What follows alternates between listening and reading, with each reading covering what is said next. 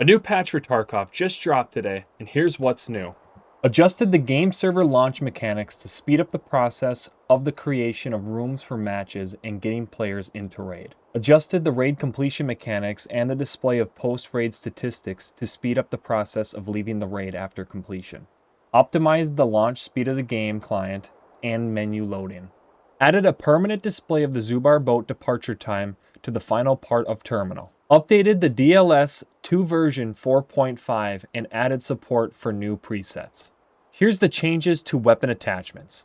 Adjusted the stats of most weapon attachments, like muzzle brakes, magazine grips, and buttstocks. The goal was to bridge the gap between the most popular, high-tier attachments and those that are rarely used. For muzzle devices, flash hiders, muzzle brakes, and similar attachments now reduce recoil more effectively. Suppressors, including their combos with various muzzle brakes, now have a smaller impact on recoil. In exchange, their ergonomics penalty has been reduced. These changes are aimed at addressing the current prevalence of suppressors, which are used almost universally.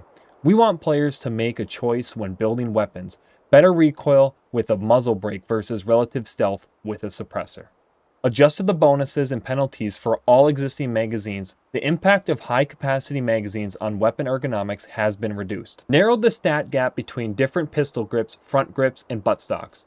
We believe this will allow players to make builds based on visual preference, among other things, eliminating the established flow of good and bad attachments.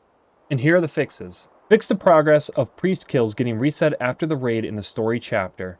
They are already here. Fixed an issue that caused the dialogue with Lightkeeper to freeze, that prevented players from receiving an armored case in the story task and an RFID card in certain cases. Fix the cause of error 228 occurring when quickly purchasing multiple items on the flea market. Fix the incorrect damage calculation that resulted in no penalties being applied for a blacked out limb. Fixed an issue where gear presets suggesting purchasing weapon parts even though the required weapon build was already in the stash. And that's the end of the patch notes. What do you think of the changes they made? Let me know in the comments.